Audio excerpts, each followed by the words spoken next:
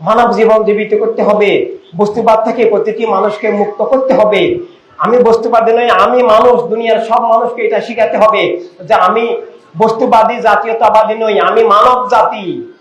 আমি হাওয়া আলাইহিস সালাম, বাবা আদম আলাইহিস সালামের সন্তান হিসাবে, এবং আমার মাবুদ একমাত্র আল্লাহ, এটা শিখাতে হবে। সব ধর্মই তো আল্লাহকে স্বীকার করে, নবুয়ত রাসালাত স্বীকার করে, হয়তো এক নবীকে মানে এক নবীকে মানে না, এক নবীকে স্বীকার করে এক নবীকে স্বীকার করে না, কিন্তু স্রষ্টার নামে জীবন এটা সব মানুষকে স্বীকার করতে হবে। স্রষ্টার আলোকে জীবন এটা সব মানুষকে স্বীকার করতে হবে। স্রষ্টার বিধান হিসাবে, সব ধর্মের বিধান হিসাবে সবার বাঁচার অধিকার। আলো বাতাস মাটি পানি স্রষ্টা যেভাবে দান করেছেন স্রষ্টা রাসূলুল্লাহর রহমতে, সেটা সবাইকে স্বীকার করতে হবে।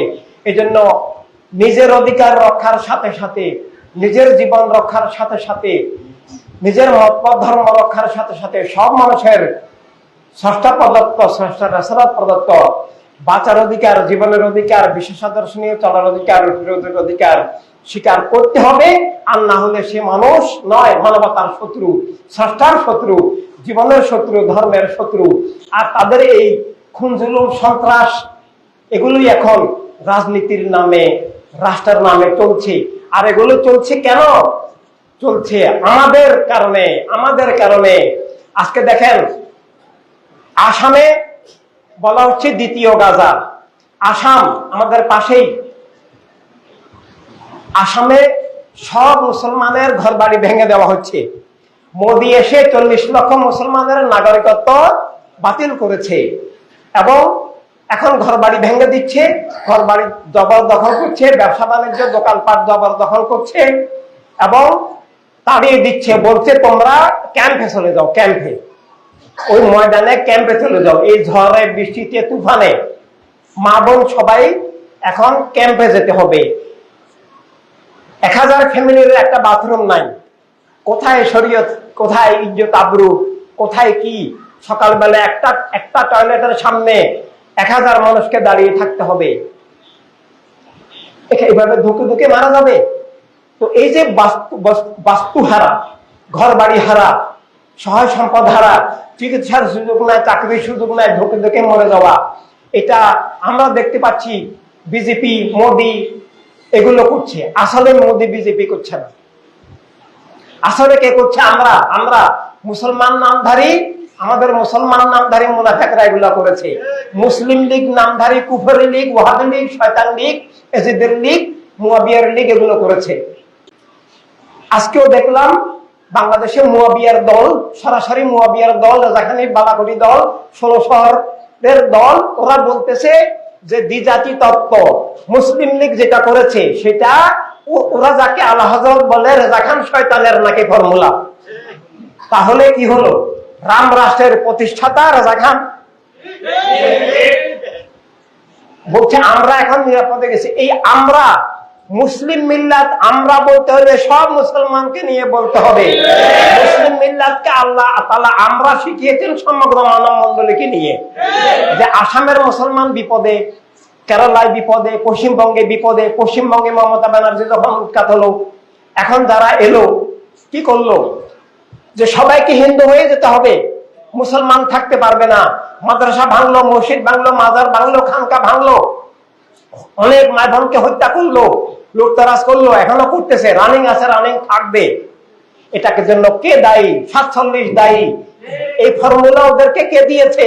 এই মুসলিম লীগ নামধারী, ইসলামের শত্রু, মানবতার শত্রু, জীবনের শত্রু, রাষ্ট্রের শত্রু, সর্বোপরি আল্লাহ হাবিব সাল্লাল্লাহু আলাইহি ওয়াসাল্লামের দুশমন এই রেজাখানীরা, মুসলিম লীগ নামধারীরা, ওরাই বলেছে হিন্দুর জন্য হিন্দুস্তান। নাউজুবিল্লাহ।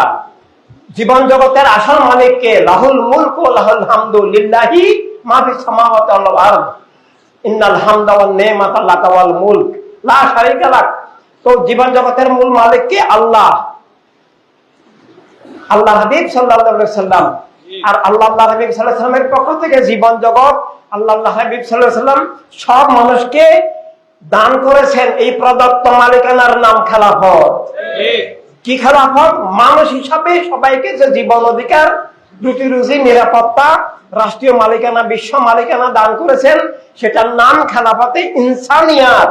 শুধু মুসলমানকে দান করেন নাই, সব মানুষকে আল্লাহ বাঁচার অধিকার দান করেছেন। কেউ কাউকে খুন করতে পারে না, কারো রুটি রুজি কেউ কেড়ে নিতে পারে না, কারো নাগরিকত্ব কেউ বাতিল করতে পারে না, এভাবে কারো ধর্ম মত পথ কেউ নিষিদ্ধ করতে পারে না। আল্লাহ তারাই ঘোষণা করে দিয়েছেন লাকুম দীনুকুম ওয়ালিয়া দিন, যাত্রা নিয়ে সে চলবে। কারো উপর কেউ চাপিয়ে দিবে না কিছু, ক্ষমতার বলে কেউ কিছু নিষিদ্ধ করতে পারবে না, কেউ কিছু চাপিয়েও দিতে পারবে না। এই জীবনের যে স্বাধীনতা আল্লাহ হাবিব সাল্লাল্লাহু আলাইহি ওয়াসাল্লামের দান, সেটার বাস্তব রূপরেখা খেলাফতে ইনসানিয়াত।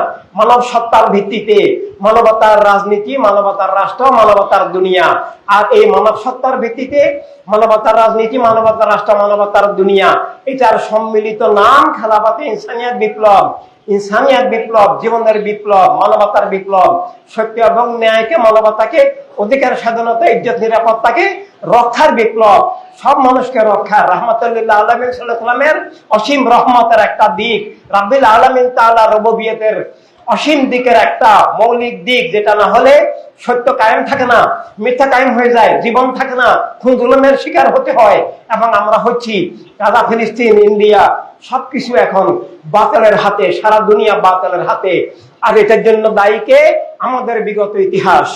আমরা যখন অরাজনৈতিক দাবি করলাম, আমরা যখন মুআবিয়াদের পথ ধরলাম, আমরা যখন আহলে রাসূলুল্লাহ আলাইহিস সালামের পথ, কারবালার পথ ত্যাগ করলাম, আমরা যখন আসলে প্রেমিকেই ত্যাগ করলো, যে অরাজনৈতিক হলো, যে খেলাফত ত্যাগ করলো, ইনসানিয়াত ত্যাগ করলো, যে অরাজনৈতিক হলো, যে বস্তুবাদ হলো, যে মূলকীয়তার সমর্থক হলো, যে মা বোনদেরকে বাদ দিল, জ্ঞান বিজ্ঞান বাদ দিল, সমগ্র মুসলিম মিল্লাতকে নিয়ে যে চিন্তা চেতনা বাদ দিল, সমগ্র মানব মণ্ডলীকে রক্ষার যে চিন্তা চেতনা বাদ দিল, সে আসলে নবীকেই ত্যাগ করলো, কলেমায় ত্যাগ করলো, আল্লাহ তাআলা থেকে বিচ্ছিন্ন হয়ে গেল।